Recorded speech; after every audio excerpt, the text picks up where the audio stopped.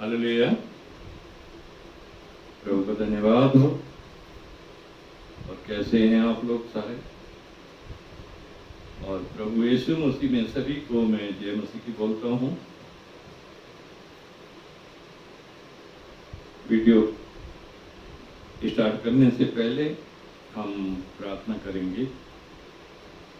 हमारे महान दयालु परमेश्वर पिता,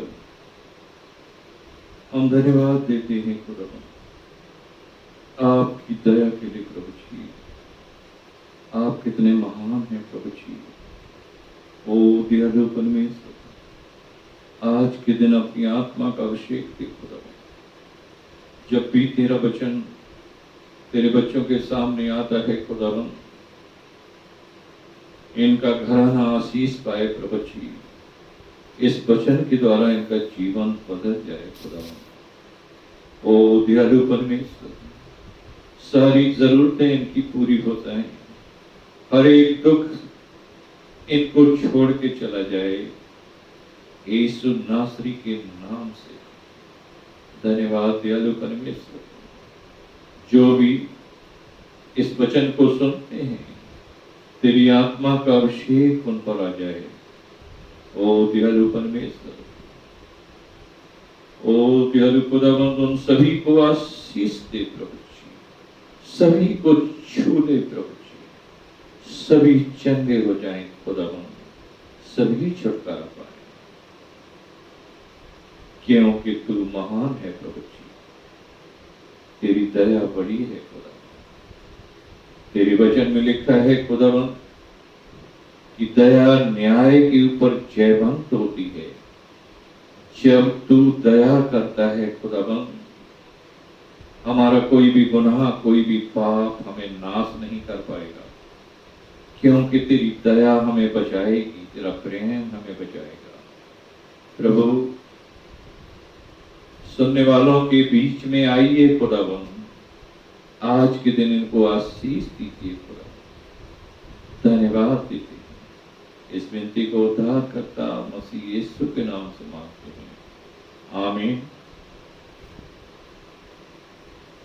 अब हम वचन की ओर जाएंगे, पवित्र बाइबल से पढ़ेंगे और मत्ती की किताब और 18 उसका 23 वचन।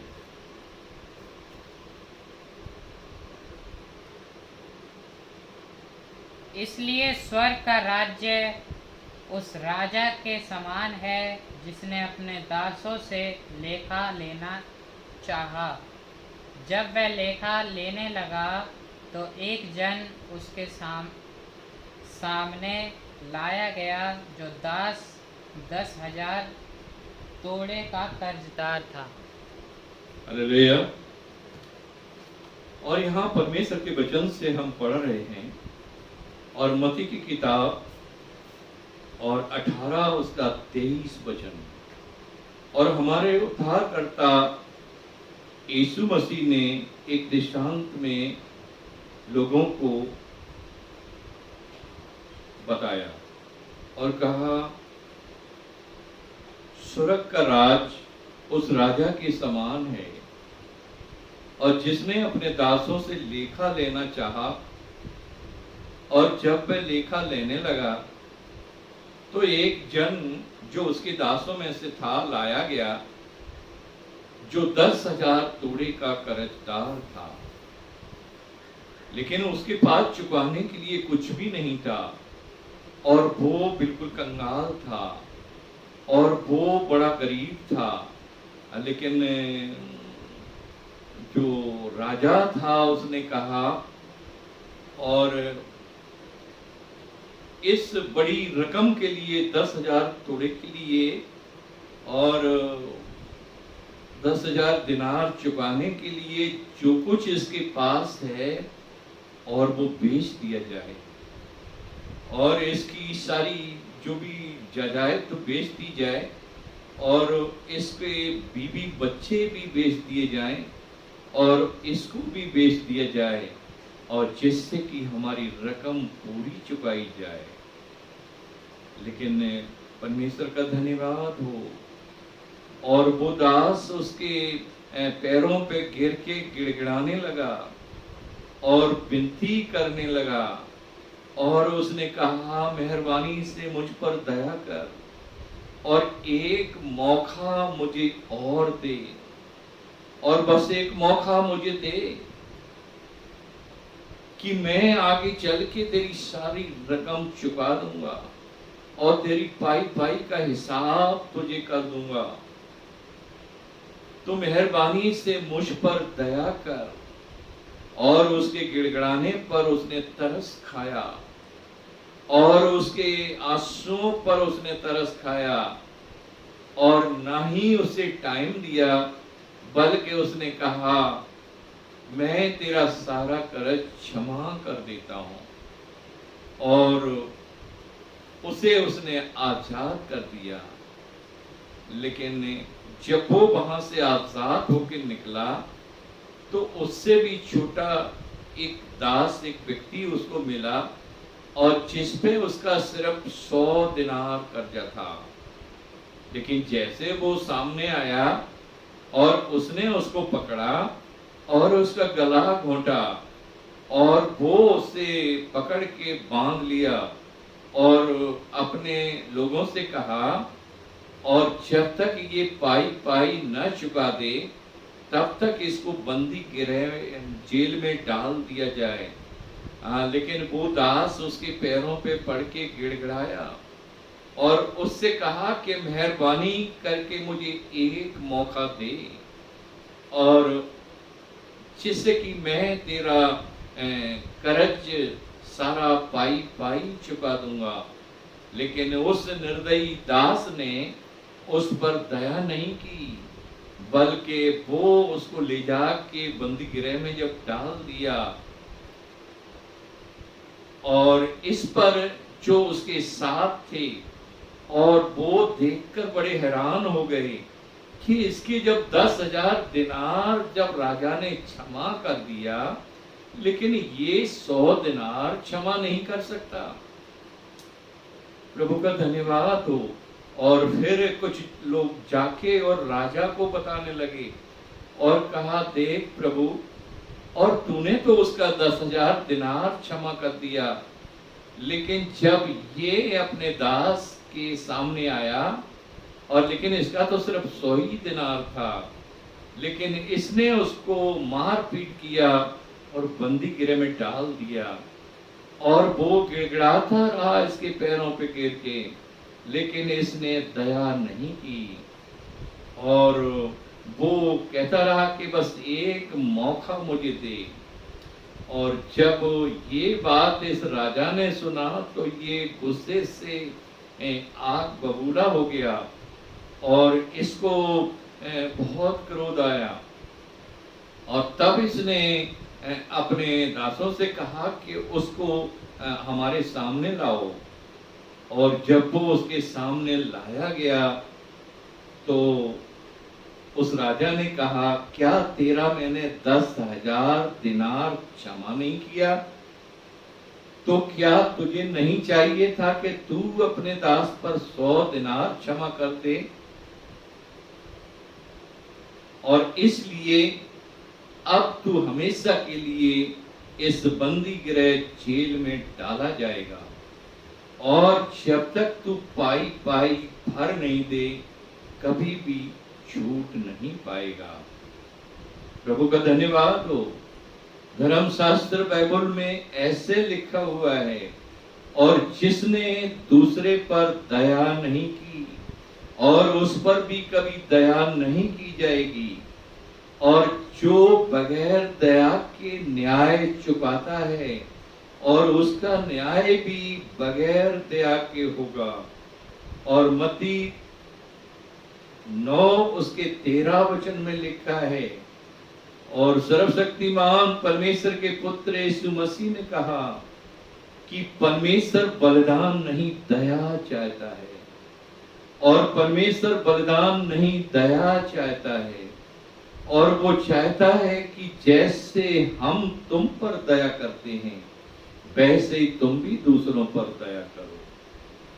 प्रभु के बच्चों, आपने सुना कि जब हमारे ऊपर परमेश्वर ने इतनी बड़ी दया की है, तो हमें दूसरों को दया करना कितना जरूरी है, हमें दूसरों को क्षमा करना कितना जरूरी है, हमें दूसरों पर तरस खाना कितना जरूरी है। आइए हम परमेश्वर के वचन में जाएंगे। हालेलुया। और याकूब 2 उसके 13 वचन में लिखा है, और याकूब 2 उसके 13 वचन में ऐसे लिखा है, और जो दूसरों पर दया नहीं करता और परमेश्वर उस पर भी दया नहीं करेगा, और उसका न्याय भी बगैर दया के किया जाएगा। और जो दूसरों को कभी क्षमा नहीं करता और वह भी क्षमा नहीं किया जाएगा। और निर्गमन 33 उसकी 19 पद में लिखा है, और सर्वशक्तिमान परमेश्वर ने कहा, और निर्गमन 33:19 में लिखा है, और परमेश्वर ने कहा, मैं जिस पर चाहूं उस पर दया करूंगा। और इस वर्ड से आप समझ सकते हैं कि हमारे कर्जा चाहे कितना ही बड़ा क्यों न होए, और कितने ही बड़े हम पापी क्यों न होए, और कितने ही बड़े हम गुनहगार क्यों न होए, लेकिन जब परमेश्वर हम पर दया करेगा तो कोई भी हमें सजा की आज्ञा नहीं दे सकता, क्योंकि वो छुड़ाने वाला है।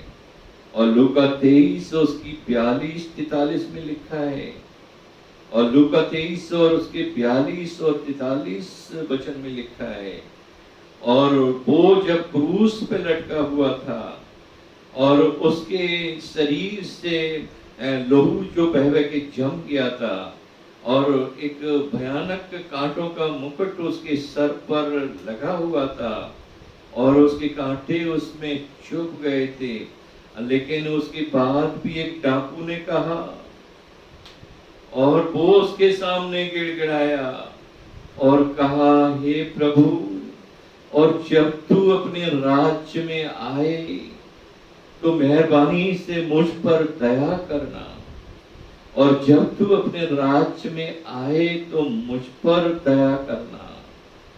और प्रभु का धन्यवाद हो, यीशु ने कहा, और महाप्रतापी परमेश्वर के पुत्र यीशु ने कहा, और उस डाकू से अनुग्रह के लफ्ज उसने बोला और कहा, आज ही तू मेरे साथ स्वर्ग में होगा, और आज ही तू मेरे साथ स्वर्ग में होगा। और देखा आपने, दया जो है न्याय पर जयवंत होती है, और फिर चाहे पाप कितना ही भयानक हो, लेकिन जब दया आती है तो हमारे पाप क्षमा हो जाते हैं। और लूका 10 उसकी 25 से लेकर 37 तक, और एक व्यक्ति ने आके यीशु को पूछा, और हमारा पड़ोसी कौन है, और हमारा पड़ोसी कौन हो सकता है। और लेकिन यीशु मसीह ने कहा, और जो तुझ पर दया करता है, और जो तुझ पर दया करता है, तरस खाता है, वो ही तेरा पड़ोसी है। और जो तुझ पर दया करता है, तरस खाता है, वो ही पड़ोसी है। और इसका मतलब ये नहीं कि हमारे पड़ोसी हैं, लेकिन वो पड़ोसी जो हमारी परवाह करता है, और वो पड़ोसी जो हमारी चिंता करता है, और वो पड़ोसी जो हम पर दया करता है। प्रभु का धन्यवाद हो।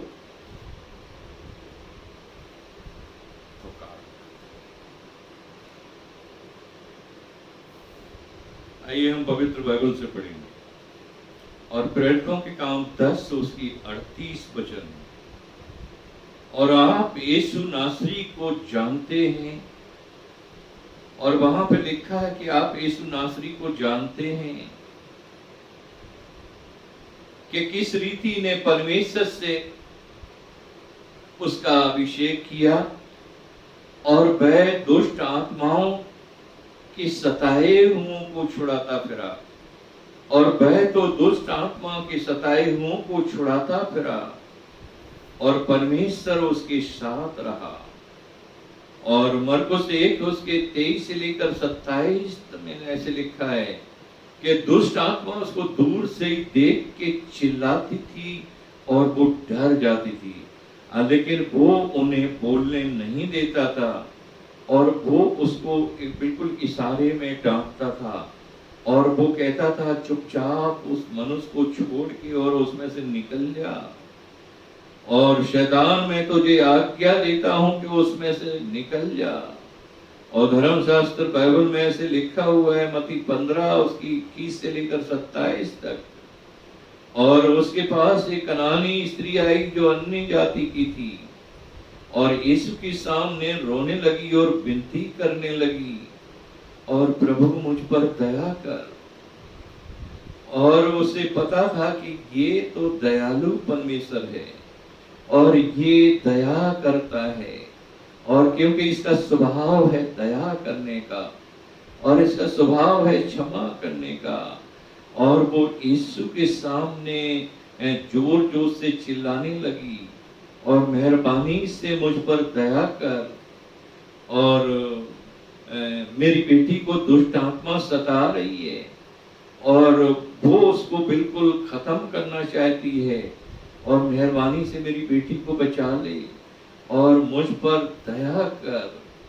और यीशु ने उसको कुछ बोला और यीशु ने उसको कहा कि तू थोड़ा रुक जा, लेकिन वो चिल्लाती रही। और यीशु ने तरस खा के उससे कहा, और ऐ नारी तेरा विश्वास बड़ा है और जा तेरी बेटी ठीक है। और जब उसने इस लफ्ज को सुना, इस बात को सुना, और वो आनंद से भर गई और तुरंत वो अपने घर चली गई, क्योंकि यीशु ने उस पर दया की थी। हालेलुया।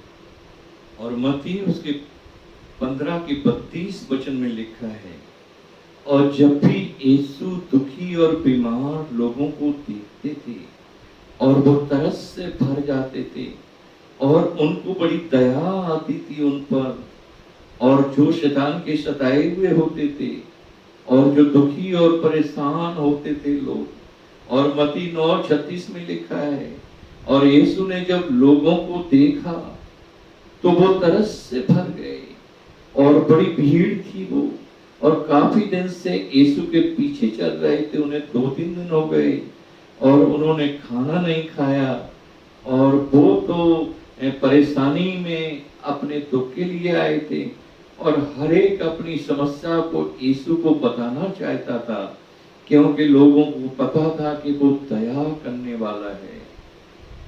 और मरकुस 2:1 से लेकर 12 तक लिखा है, और कुछ लोग जो है एक लकवे के मारे को यीशु मसीह के पास लाए, और जब उसने उसकी हालत देखी और बिल्कुल चल नहीं सकता और वो बैठ नहीं सकता और वो खड़ा नहीं हो सकता और वो बिल्कुल पैरालाइज हो गया है, और उसका जीवन जीते जी मृत्यु की साया में हो गया, और उसके जीवन में कोई आशा नहीं और कोई उम्मीद नहीं, और वह यीशु को देख के अपने आंसुओं को बहाता रहा।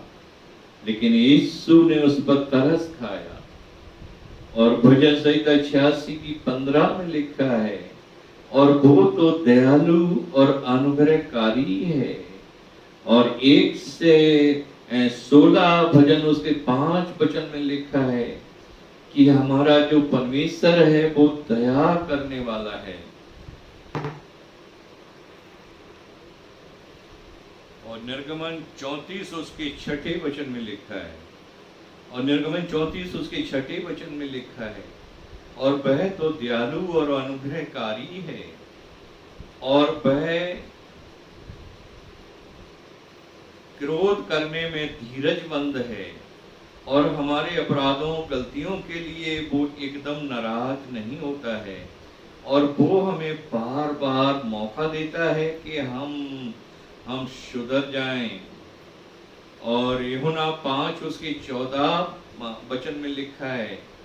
और वहां पे परमेश्वर का वचन ऐसे कहता है कि एक बैतसैदा का कुंड जो यरूशलेम में हुआ करता था, लेकिन वहां सारे बीमार लोग वहां पड़े थे, और जो पहले उसमें कूद जाता था और वो उसमें चंगा हो जाता था। लेकिन एक व्यक्ति जो 38 साल से बीमार पड़ा था, लेकिन एक दिन वहां पे जब यीशु मसीह आए और उसको पूछा, क्या तू चंगा होना चाहता है? और उसने कहा, प्रभु। और यूहन्ना 5 उसके 7 पद में लिखा है, और उसने कहा कि मेरी सहायता के लिए कोई है नहीं, प्रभु मेरी सहायता के लिए कोई नहीं है कि जब मैं पानी हिलाया जाए कि मैं उसके अंदर उतर जाऊं। और यीशु तरस से भर गए और यीशु ने उस पर दया की, और उसके बाद उससे कहा, और तू अपनी खाट उठा के अपने घर चला जा। और वो तुरंत अपनी खाट लेके अपने घर चला गया। लेकिन जब कुछ दिन के बाद वो मिला उसको, और यीशु ने एक खास चेतावनी दी उसको, और उसको बताया कि देख, तू तो पता है तुझे कि तू 38 साल से बीमार रहा, लेकिन अब तू मेरी बात ध्यान से सुन कि अब दोबारा गलती मत करना, कहीं ऐसा ना हो कि तुझ पर दया ना हो पाए और तू फिर से क्या बोलते हैं कि मुसीबत में फंस जाए। जैसे अभी हमने मती की किताब के अंदर से पढ़ा था, और मती की किताब में लिखा है कि जब एक व्यक्ति पर राजा ने दया की, लेकिन जब उसे दया दिखाने का मौका आया तब उसने दया नहीं की। लेकिन उसके 1834 में लिखा है, और राजा ने उसको बंदी गृह में डाल दिया, और खास तौर से उन लोगों को जो उसको इतनाएं पहुंचा सकते थे और जो उसे दंड दे सकते थे। और वहां पे लिखा है कि फिर उसने उन्हें दंड देने वालों के हाथ में सौंप दिया, और वो के उसको एतनाएं पहुंचाएं, उसको उसके शरीर में तकलीफ या पीड़ा को पहुंचाएं, और वो उसे कष्ट दें, और ऐसे लोगों के हाथ में उस राजा ने सौंप दिया। और यीशु ने उस लकवे के मारे से कहा, और तू तो चंगा हो गया है, अब दोबारा गलती मत करना, कहीं ऐसा ना हो कि फिर तू इससे भी भारी मुसीबत में पड़ जाए। प्रभु का धन्यवाद हो। हालेलुया। और मती 14 उसकी 28 से लेकर 38 तक ऐसे लिखा है, और हमारा प्रभु पहले हमें बचाता है, और पहले हमें छुड़ाता है, और पहले हमारी मदद करता है, और फिर हमें शिक्षा देता है। और वो कहता है कि तुम दोबारा गलती मत करना, और कहीं ऐसा ना हो कि तुम पर दया नहीं हो पाए। और प्रभु का धन्यवाद हो। और उत्पत्ति 14 उसके 16 पद में लिखा है कि पहले अब्राहम ने लूत को छुड़ाया, और शायद के फिर उसको चिताया होगा उन्होंने। तो पहले परमेश्वर हमें छुड़ाता है, और बाद में वो हमें चेतावनी देता है। और इसी तरह से यीशु ने पतरस को पानी में डूबने से पहले बचाया, और वो जब पुकारा उसने, और फिर उसने पुकारा, और उसने हाथ बढ़ा के उसको थाम लिया, और बाद में उसको चेतावनी दी। और प्रभु का धन्यवाद हो। और परमेश्वर ऐसी भलाई हमारे जीवन में करता है कि वो पहले हमसे नाराज नहीं होता और हमारी गलतियों को भूल जाता है, लेकिन पहले वो हमें बचाता है, लेकिन बाद में वो शिक्षा देता है, और बाद में वो हमें समझाता है। प्रभु का धन्यवाद हो। और लूका 8 उसके 27 से लेकर 39 तक लिखा है, और लूका 8 उसके 27 लेकर 39 तक ऐसे लिखा है। और एक मनुष्य में और बहुत सारी दुष्ट आत्माएं रहती थी, और वह तो जंगलों में मारा फिरता था, और वह तो कब्रों में सोता था, और वह तो अपने शरीर को लहूलुहान करता था, और उसे तो बिल्कुल होश नहीं था, और वो कपड़े नहीं पहनता था। लेकिन एक दिन वहां से यीशु नासरी गुजरा, और जब उसने उस दुष्ट आत्मा के सताए हुए व्यक्ति को देखा, और वह उसको दूर से डांटा, और वो सारी दुष्ट आत्माएं उसके ऊपर से निकल गईं, और वो एक साधारण मनुष्य बन के, और वो अच्छे कपड़े पहन के जब उसके पैरों के तले बैठा, और यीशु ने उसको एक चेतावनी दी। और आप समझ सकते हैं इस वचन में लिखा है कि पहले उसने उसे चंगाई दी, और पहले उसने डांट नहीं मारी, और पहले चंगाई दी और कहा कि देख अब जो मैं बताता हूँ उसको तू कर, और मैं जो तुझे चिताता हूँ उससे तू कर, और कहीं ऐसा न हो कि फिर दोबारा तो मुसीबत तुझ पर आ जाए। और सो हमारे भाई और बहनों और हमारे हर एक प्रभु के लोगों, परमेश्वर आपके साथ पहले भलाई करना चाहता है, और फिर वो आपको बताना चाहता है कि आपको आगे अपने जीवन में क्या करना है, और किस तरह से आप इस भयानक मुसीबतों से और दुर्घटनाओं से और नाश होने से बच पाएंगे। और इसलिए आपको हमें सभी को चाहिए कि परमेश्वर की बात मान लेनी चाहिए। और जैसे मत्ती की किताब में से अभी मैंने पढ़ा था, और मत्ती 18:23-24 में लिखा है कि उस राजा ने किस तरह से उस दास के 10,000 दिनार को क्षमा कर दिया। लेकिन उसने क्या किया? लेकिन वो